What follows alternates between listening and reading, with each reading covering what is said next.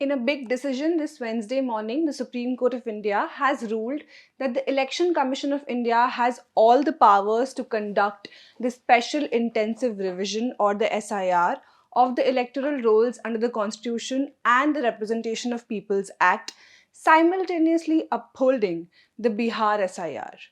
Importantly, on the question of whether the ECI can scrutinize people's citizenship, the court has ruled that the body can undertake a limited electoral inquiry into citizenship but cannot make the final determination on citizenships. Persons deleted from the electoral roll must be referred to the appellate and competent authority under the Citizenship Act. Hello and welcome to The Print. I am Ruchi Bhattar bringing to you this instant analysis on what the top court said regarding the legality of the poll body's exercise for revising the voter list. A bench of Chief Justice of India Surya Kant and Justice Joymala Bagchi reserved its judgment on January 29th this year after hearing arguments for over 3 months on a batch of petitions. These petitions, led by the Association for Democratic Reforms and People's Union for Civil Liberties, along with pleas filed by opposition leaders and political activist Yogendra Yadav, challenged both the legality and the operational framework of the SIR exercise initiated by the poll body in Bihar and later extended to West Bengal, Kerala, Tamil Nadu, and Puducherry.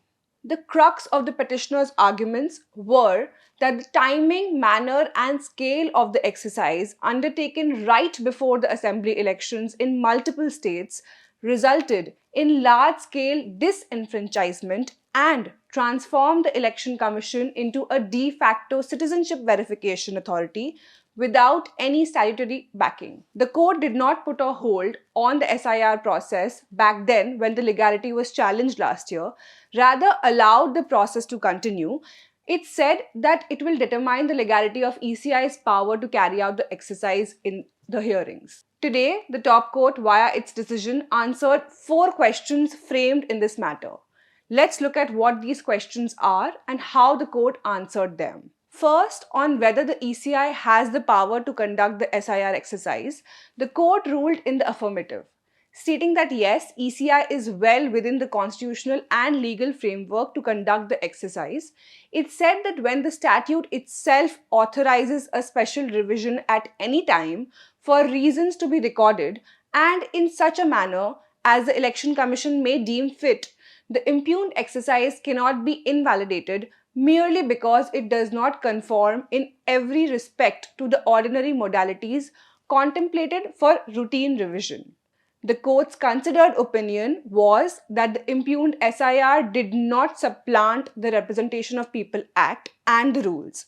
Rather, it said, and I quote, that it breathes life into the constitutional mandate under Article 324 within the precise statutory contours provided by Section 21, Clause 3. End quote. Therefore, it said that the ECI cannot be said that the Commission has acted in excess of its statutory powers. The second and the third question of measures adopted by the ECI being adequate and contrary to the Representation of Peoples Act, the court rejected the argument that the procedure adopted by the ECI was contrary to these two.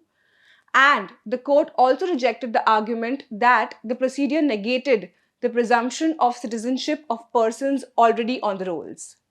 The court was examining whether the ECI has the power under Article 324 of the Constitution and the rules and the Representation of People Act 1950 made thereunder to carry out the SIR exercise in its form today. On the fourth and the last question of whether ECI can scrutinize citizenship of the people, the court held that the poll body can examine the same, but from a limited standpoint of determining inclusion or exclusion of the concerned person from the electoral rolls.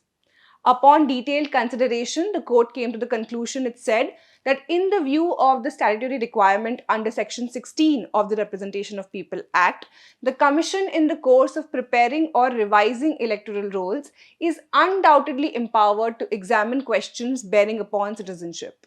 However, it said that such an inquiry can only be undertaken from the limited standpoint of determining inclusion or exclusion from the electoral rolls and must be carried out with due regard to the presumption operating in the favor of an elector whose name already exists on the rolls. It said that it is well within the confined statutory setting that the Commission assesses the material before it for the purpose of arriving at a determination confined to the electoral purposes.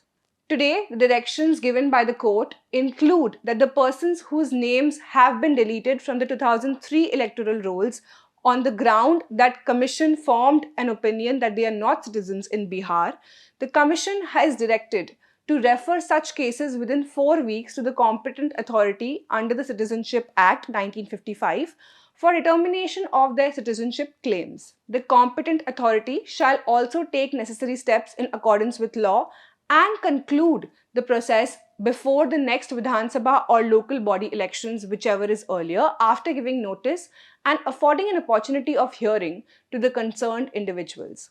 In the event that the competent authority holds that such deleted individuals are citizens, their names shall be restored to the electoral rolls, the court said today. With that, thank you for watching.